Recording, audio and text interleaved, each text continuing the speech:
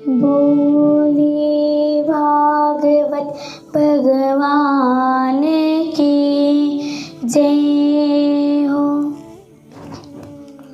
हमने पूर्व प्रसंग में हिरण्यकशिपु ब्रह्मा जी का आराधना करने गया और उनसे वर प्राप्ति कर जब घर आया तो सब देवताओं को काम में लगा दिया। महाराज, सब देवता बड़े दुखी हुए और भगवान विष्णु जी के पास में जाकर उनसे कहने लगे कि हे भगवान, आप हमारी रक्षा कीजिए। देखिए, यह जो हिरण्यकशिपु है, ब्रह्मा जी द्वारा उसने वर प्राप्त कर और हमें परेशान कर रहा है, कुछ करिए। तो वह बोले, तुम चिंता मत करो, जब मेरे भक्त प्रहलाद से जब द्वेष करेगा तब मैं उसका वध करूंगा, तुम चिंता मत करो बोल के सांत्वना दी। उसके पश्चात इधर प्रहलाद जी का जन्म हुआ। जो श्री प्रहलाद जी थे वह निरंतर भगवान का ध्यान करते थे, जन्म से ही भगवान का ध्यान किया करते थे। महाराज, वह जब भी रोते गाते तो सब भगवान के लिए, सोते तब भी भगवान के लिए, सब भगवान के लिए ही करते थे। भगवान का भजन किया करते थे बड़े प्रेम से। कभी जब भगवान का भजन किया करते थे तो कभी उनके आंखों से आंसू आने लगते, कभी तो रोमांचित हो जाते थे। ऐसे अब इधर हिरण्यकशिपु जी वह बड़ा परेशान हुआ और उसने अपने मन में सोचा, अरे ये तो रोज मेरे शत्रु का ही नाम लेता है। तो वह बड़ा परेशान हो गया। फिर उसने एक विचार किया कि हाँ, उसके घर के बगल में एक विद्यालय भी था। तो उसने सोचा, सारे दैत्यों के पुत्र वहीं पढ़ते हैं, चलो ठीक है, अपने पुत्र को भी मैं वहीं भेज देता हूँ। तो वहाँ भेज दिया विद्यालय में, और उस विद्यालय का नाम था हिरण्यकशिपु मारनकाटन विश्वविद्यालय। उस विद्यालय पे प्रहलाद जी को भेजा गया। वहां गए और वहां पढ़ते थे, अपने गुरुजी को सुनाते थे। लेकिन जो वे पढ़ते थे ना, जो सुनाते थे, वो उनको अच्छी नहीं लगती थी। क्यों?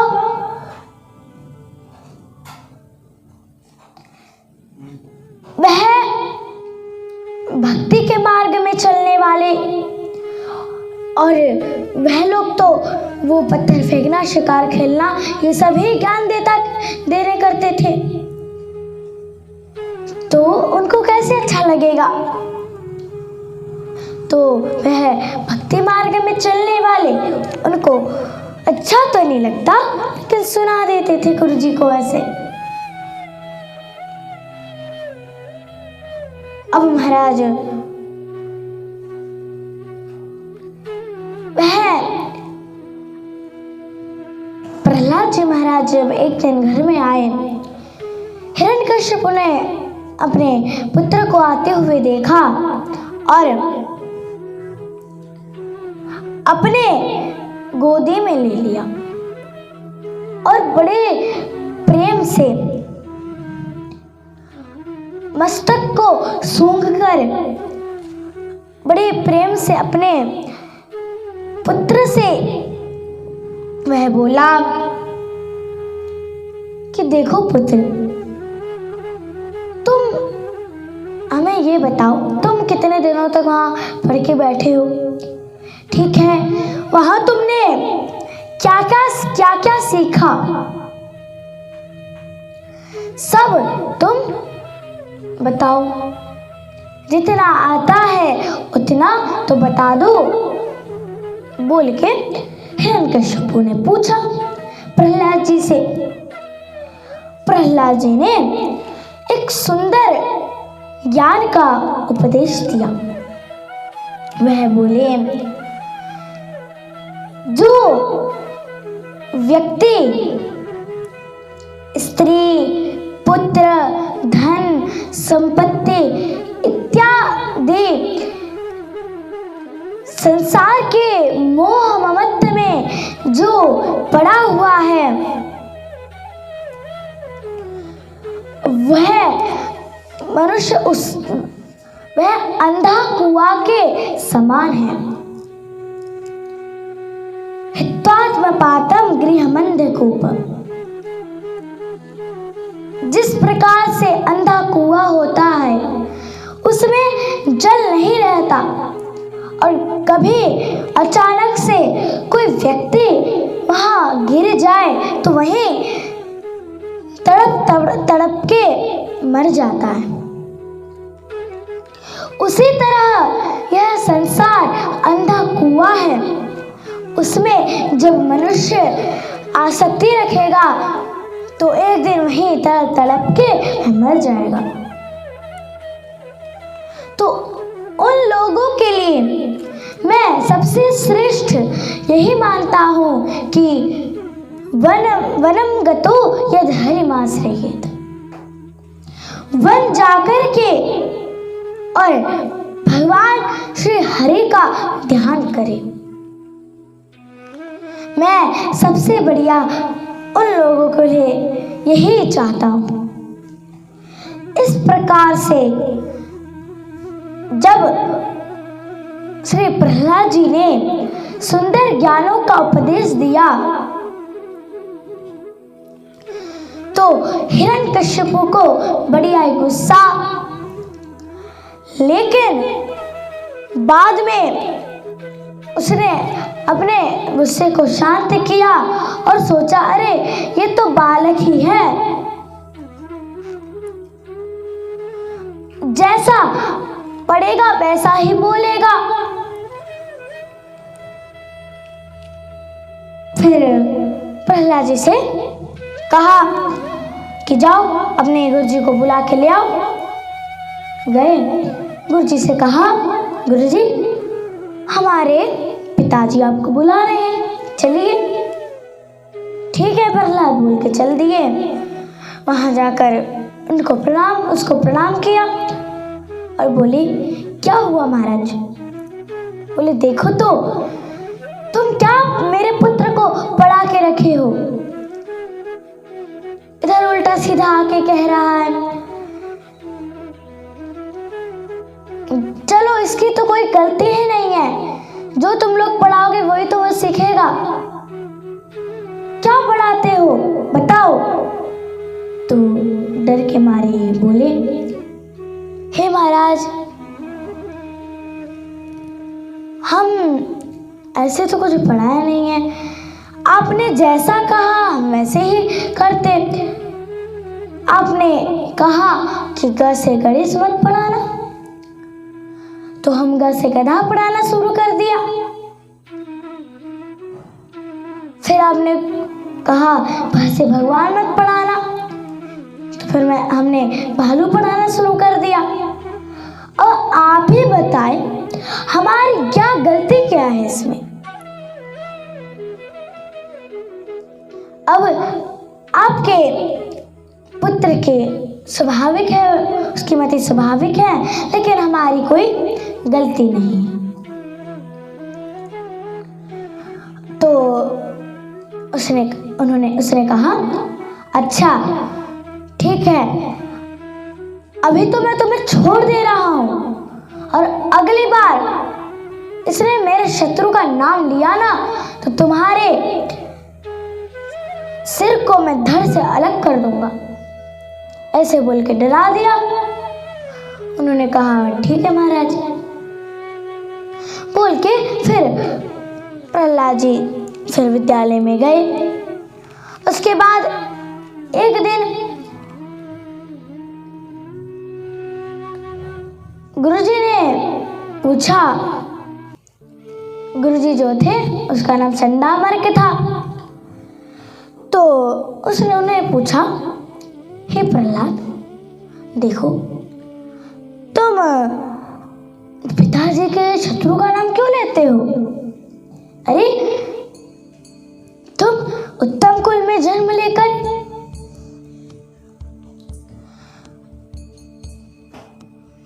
तुम ऐसा क्यों करते हो, बताओ। तो उन्होंने कहा देखो भगवान मेरे मन को आकृष्ट कर लेते।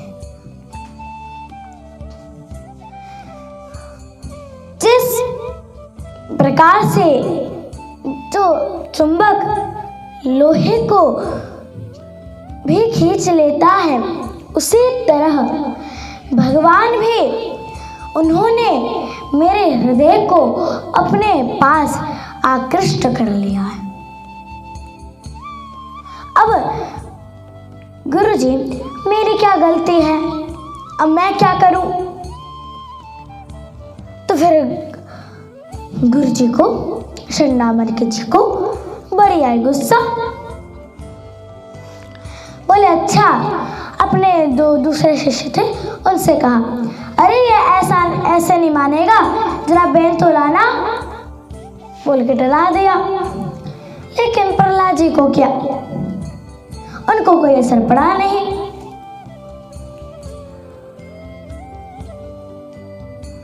अब महाराज जब पढ़ाई पूरी हो गई, उसके बाद चंडामर्क जी प्रहलाद जी को लेके उनके घर पहुंचा देते हैं। प्रहलाद जी को देखकर फिर से हिरण्यकश्यप ने अपने गोद में लिया, चुम्बन किया और बड़े प्यार से बोला देखो पुत्र, अब बताओ, अब तो तुम्हारी पढ़ाई भी पूरी हो गई, अब तो बताओ। तब प्रहलाद जी महाराज बोले ठीक है। हिरण्यकश्यप ने कहा पुत्र बहुत सुंदर कुछ बताना। तो उन्होंने सोचा पिताजी ने कहा है बहुत सुंदर ज्ञान देना, तो ठीक है। तो उन्होंने नवधा विधि को बताया। 9 भक्ति होती है उनको उन्होंने बताया। बोले पिताजी मुझे 9 पाठ याद है। बोले अरे 9 क्या, 1-2 सुना दो, मैं खुश हो जाऊंगा। बोले नहीं, मैं तो 9 ही सुनाऊंगा। तो उन्होंने कहा ठीक है सुना दो। तो उन्होंने नवधा भक्ति को सुनाया। श्रवणम कीर्तनम विष्णोः, स्मरणं पादसेवनम्, अर्चनं वंदनं दास्यं, सख्यमात्मनिवेदनम्।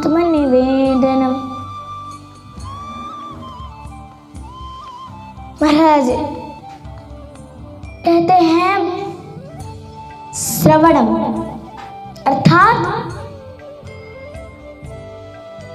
भगवान की कथाओं का श्रवण करना।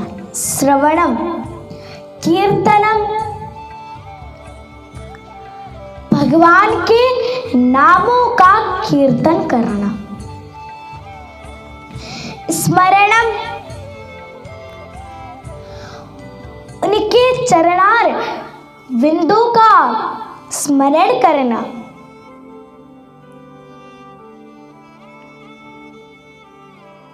और पाद सेवनम, भगवान के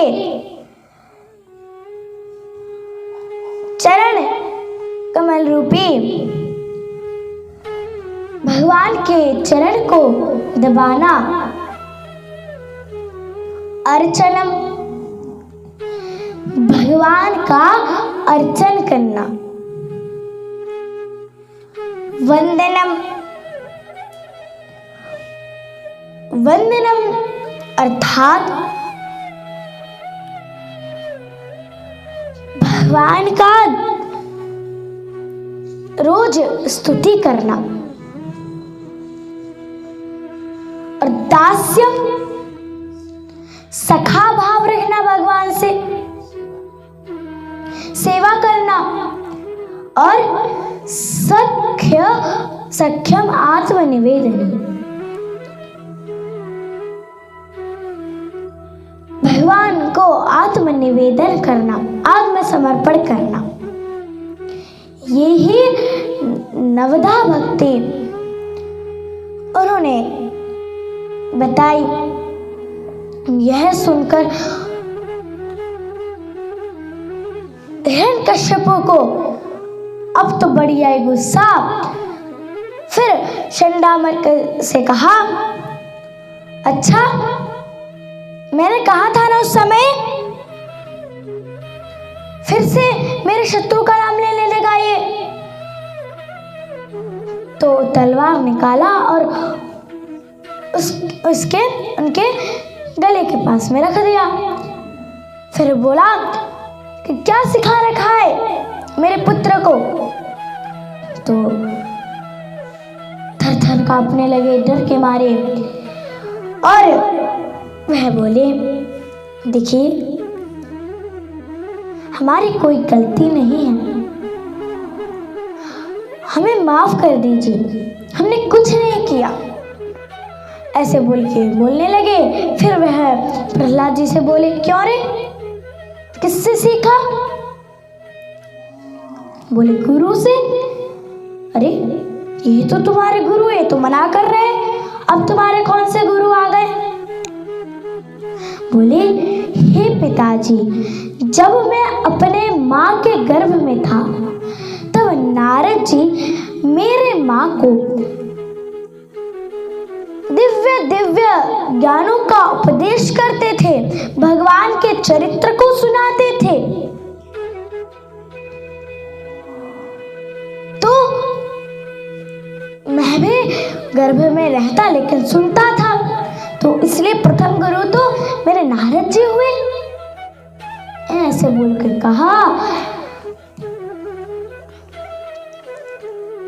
हिरण्यकश्यप का सिंहासन ऊपर, उसमें प्रहलाद जी को गोदी में बिठाए रखा।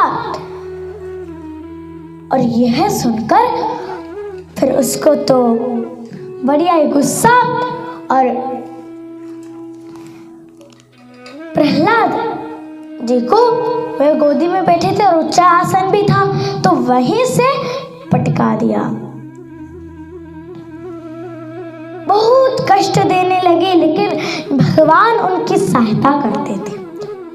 पर्वत से नीचे गिरा देते, नदी में फेंका करते थे, कभी सांप से कटवाते थे और कभी तो शेर से कटवाते, कभी हाथी से। जब हाथी आता था तो उन्हें कोई हानि नहीं पहुंचाता था, लेकिन आके बस सूंघ के वहीं बैठ जाता था और कुछ नहीं करता। ऐसा सब दुखों से भगवान ने प्रहलाद जी की रक्षा की। प्रहलाद जी भगवान के बड़े परम भक्त हैं। भगवान ने उनको कोई हानि पहुंचाने नहीं दी। भगवान तो भक्तवत्सल हैं। अब हिरण्यकश्यप बड़े परेशान हो रहा है। अरे राम राम, मैं पर्वत से हमने गिराया और तलवार से भी कटवाना चाहा, उन्हें मारना चाहा, लेकिन एक त्वचा भी उनकी नहीं कट सके।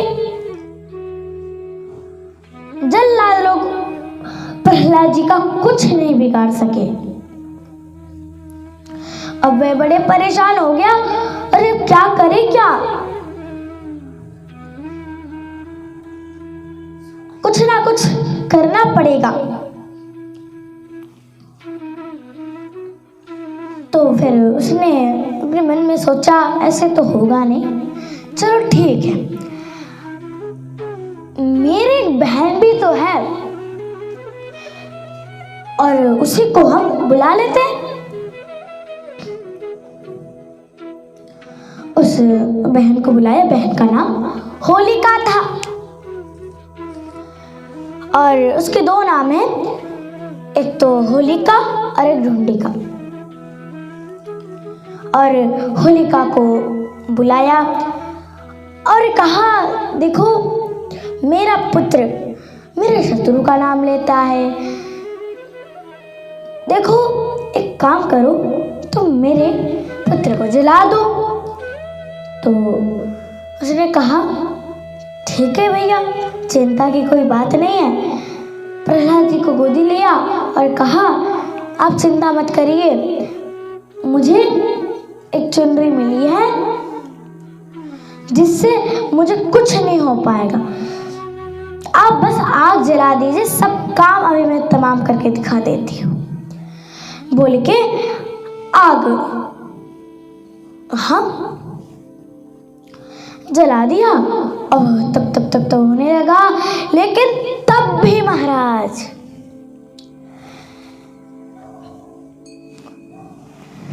जो प्रहलाद जी जो थे वह बच गए और जो होलिका है वो जल गई, लेकिन प्रहलाद जी बच गए। ऐसे हैं भगवान, अपने भक्तों की उन्होंने रक्षा की। प्रहलाद जी के उनके प्राण को उन्होंने बचाया और होलिका मर के उसका राख बन गया।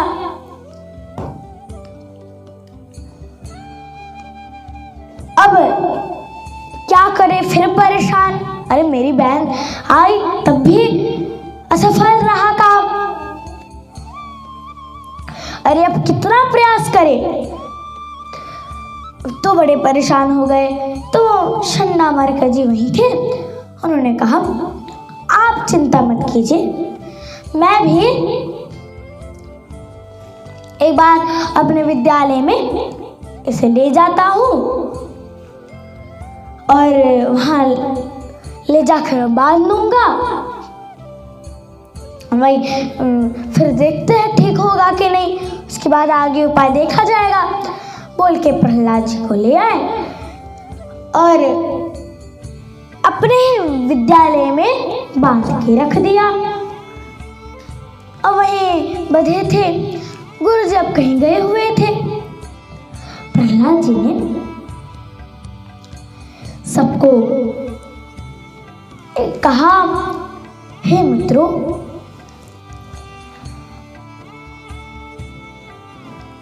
देखो यह जो उन्होंने अपने मित्रों को दिव्य ज्ञानों का उपदेश दिया है। महाराज कहते हैं, कौमार आचरित प्राज्ञो धर्मान भागवत नेहा। महाराज कहते हैं, हमें हे मित्रों, तुम लोग भगवान का भजन करो, क्योंकि कुमार अवस्था में से ही भगवान का भजन करना चाहिए। लोग को कहो तो फिर बोलते अरे अभी तो जवान ही है।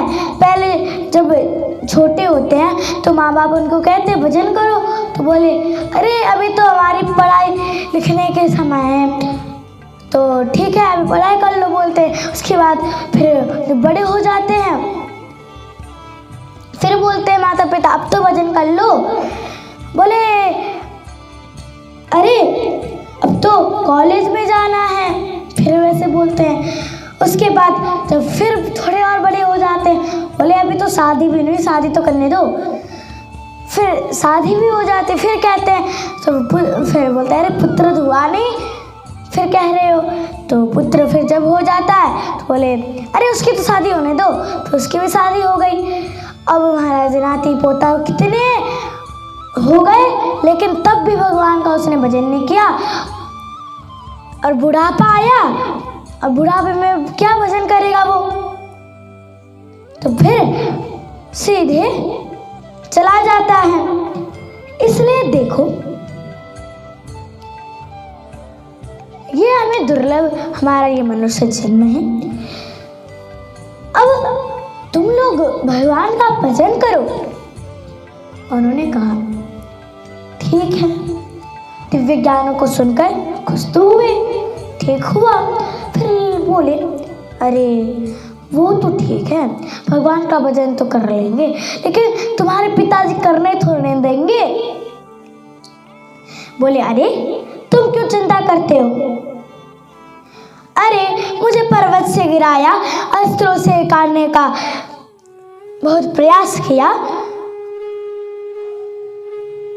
होलिका आई, अब कितने लोग आ चुके मुझे मारने, लेकिन मेरा एक बाल बांका नहीं हो पाया। अरे भगवान हमारी रक्षा करते हैं, तुम लोग चिंता मत करो, भगवान का भजन करो। अब महाराज सबको कहा चलो सब लोग अब भगवान के ध्यान में लग जाओ। और सब लोग भगवान का ध्यान करने लगे। इधर क्या हुआ, गुरुजी छन्नामर्क जी वह कहीं गए हुए थे, तो फिर से जाके आ रहे थे, तो जब एक पत्थर भी कहीं मार देते ना तो थोड़ी आवाज भी आती है, लेकिन कोई आवाज है ही नहीं। आज पता नहीं क्या हो गया, ऐसे बड़े आश्चर्य में हो गए। आए अरे सब लोग ध्यान में पड़े हुए, ये जब ना प्रहलाद का काम है, बोल के हाथ पकड़ा और कहा क्यों रे, सब खुद तो बिगड़ के रखा है, सबको भी बिगाड़ दिया है। प्रहलाद जी ने तो अब तो वह बोले मित्रों चलो अब कीर्तन किया जाता है। सबको कहा जो भी है तुम्हारे घर पे सब ले आओ, किसी के पास ढोलक था ढोलक ले आए। प्रहलाद जी ने मजीरा लाया, महाराज मजीरा लाए, सब लोग अपने जितने उनके घर में जो कुछ था सो ले आए। कोई तो बर्तन नहीं उठा डालते, कोई चम्मच, कोई थाली, ऐसे ले आने लगे। और वहाँ बहुत सुंदर कीर्तन होने लगा। फिर से छन्नामर्क जी ने हाथ पकड़ा और कहा प्रहलाद, हाथ पकड़ते ही क्या वो करंट लग गया, क्योंकि प्रहलाद जी के पास पहले भक्ति का करंट था। और महाराज कहते किसी का करंट लग जाता है ना, तो दूसरा आदमी जब उसे पकड़े तो उसे भी करंट बिल्कुल आ जाता है। उसी तरह प्रहलाद जी को भक्ति का करंट पहले से लगा हुआ था, वह भी उनका हाथ पकड़े, हाथ पकड़ते ही वह भी झूम उठे, दोनों छन्नामर्क अब खूब झूम उठे, वह भी महाराज कीर्तन करने लगे। फिर इधर हिरण्यकशिपु ने सोचा अरे पढ़ाई होती है या नहीं, थोड़ा किसी को भेजना चाहिए, देखे तो। यहाँ क्या हो क्या रहा है बोल के भेज दिया। एक मंत्री को भेजा और कहा, जब देखा कीर्तन चल रहा है, और फिर उसने भी प्रहलाद जी को पकड़ा तो फिर वह भी झूम उठे। फिर हिरण्यकश्यप ने सोचा, मैंने मंत्री को भेजा, अरे बस देखना ही तो है क्या हो क्या रहा है, अभी तक आया नहीं है। तो सैनिकों को भेजा, सैनिक लोग गए और फिर उन्होंने भी छुआ तो वह भी झूम उठे। अरे सब लोगों को भेजा, सब झूम उठते थे। तो हिरण्यकश्यप ने सोचा, मैंने इतने लोगों को भेजा, एक भी वापस नहीं आया, चलो सबसे बढ़िया मैं ही चलता हूँ, देख के आऊँगा। देखा वहाँ जाके, अरे यहाँ तो कीर्तन चल रहा है और मेरा पुत्र इसको कीर्तन करवा रहा है। ऊपर से जब इसे कोई पकड़ लेता है तो वह भी झूम उठते। अरे नाम नहीं, मैं इसे नहीं पकड़ूंगा, लेकिन नहीं तो मैं भी झूम उठूंगा, सबसे बढ़िया मैं अपने घर चलता हूँ बोल के वह चल दिया।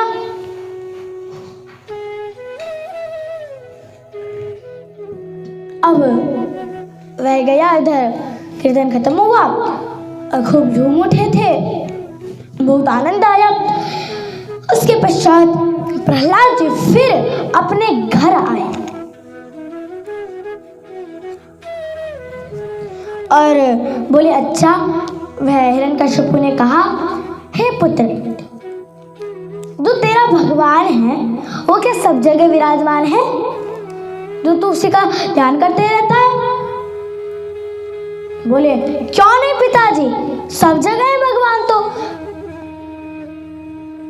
पिताजी, इस आसन में भी है, इस खम्भे में भी है, इस तलवार में भी है, सब में भगवान विराजमान है। बोले, अच्छा, इस तलवार में? तो बोल के बड़ा आश्चर्य तो तलवार को फेंक दिया और कहा, अच्छा, खंबे में भगवान है क्या? बोले, हाँ है भगवान। तो अच्छा ठीक है, अब देखते तुम्हारा भगवान कहाँ है। तो ऐसा उसने बड़ी जोर की मुष्टिका का प्रहार किया और नरसिंह भगवान वहां प्रकट हो गए। बोलिए नरसिंह भगवान की जय। नरसिंह भगवान वहां प्रकट हुए और फिर से प्रहलाद जी की रक्षा की और फिर खूब महाराज युद्ध किया। अब बाद में जाकर भगवान ने सोचा, इसका अंत कब करूंगा मैं, ये अंत तो करना पड़ेगा, बोल के अपने गोदी में लिया, अपने जंघे पे बिठाया और एक देहली में जाके बैठ गए। अब बोलते कि हे हिरण्यकश्यपु, आज तेरा वध होना निश्चित है। तो बोला, अरे तुम मेरा वध करोगे? वध नहीं कर पाओगे, मुझे वर की प्राप्ति हुई है। बोले, अच्छा, क्या वरदान मांगा, जरा सुनाना। बोले, न मैं आकाश में मरूं न पृथ्वी में। बोले, अरे तू आकाश में न पृथ्वी में, मेरे जंघे पे है तू। बोले, अच्छा, ना मैं शस्त्र से मारूंगी ना अस्त्र से। बोले, हाँ हाँ, ना मैं शस्त्र लाया ना अस्त्र लाया हूं, मैं तो ये जो बड़े बड़े जो नाखून है ना, इससे तेरा वध करूंगा। बोले, हाँ हाँ, ना नर से मारूं ना मृग से। बोले, अच्छा, मुझे नर मृग दिखाई दे रहा है तेरे को, देख मैं नरसिंह हूं, आधा नर हूं और आधा सिंह हूं, अब बता। बोले, अच्छा, मैं ब्रह्मा जी के 12 महीनों में नहीं मरूं। बोले, अच्छा बेटा, ये 12 महीना नहीं है, मैं तुम्हारे दूसरा महीना सोच के इधर आया हूं। अब तो घबराया, राम राम। जो मांगा था वो भी विफल हो गया। अब तो कुछ करना पड़ेगा। भगवान ने कहा अच्छा बेटा चल अब तेरा वध अब मैं करता हूँ बोले। और वही जंगे में वह था और उसी से भगवान ने अपने बड़े बड़े नाखूनों से हिरण्यकशिप का भी वध कर डाला।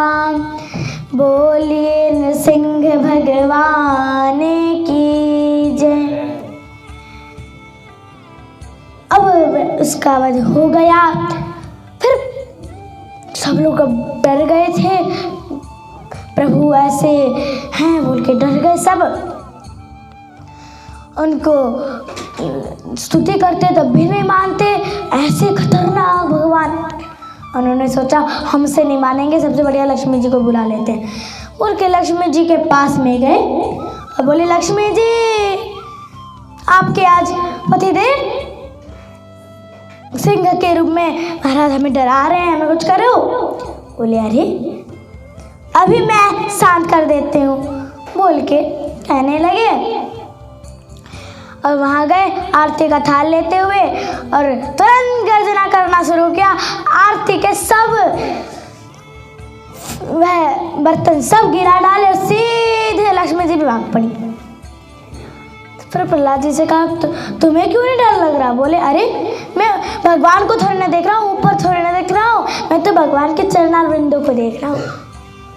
तो फिर कहा कि जाओ तुम्हें अब भगवान को प्रसन्न करो। तो उन्होंने भगवान की बड़ी स्तुति की और भगवान बोलते हैं मुझसे कोई वरदान मांगो। बोले नहीं। तो बोलते अरे कुछ तो मांग लो। बोले अच्छा वरदान देना चाहते तो ये दीजिए, मेरे मन में कोई मांगने की इच्छा ही ना हो। बोले अरे राम राम ये कैसा वरदान हो गया? अरे कुछ अच्छा मांगो। बोले प्रभु बस आप दर्शन हो गया बहुत है। भगवान ने कहा नहीं मांगो, चलो हम ही दे देते हैं। ठीक है, एक मनवंतर तक तुम अपने पिताजी के जगह तो अब राज्य किया करोगे। उन्होंने कहा भगवान ठीक है, लेकिन आप एक और मुझे वरदान दीजिए कि भले मेरे पिता कैसे भी हो, कैसे भी बुरे भाले कैसे भी हो, लेकिन उनको आप सदगति को प्राप्त कराएं। बोले पुत्र तुम चिंता क्यों करते हो? तुम्हारे जैसे भक्त जहाँ जन्मे उसके तो 21 कोटि व्यापार हो जाता है। अरे माता पिता की तो बात ही तुम छोड़ो। बोल के उनको सांत्वना दी, राज्याभिषेक कर दिया और प्रहलाद जी को राज्याभिषेक करके वह राजा बन गए और सुखपूर्वक अपने राज्य का पालन करने लगे। बोलिए भागवत भगवान की जय।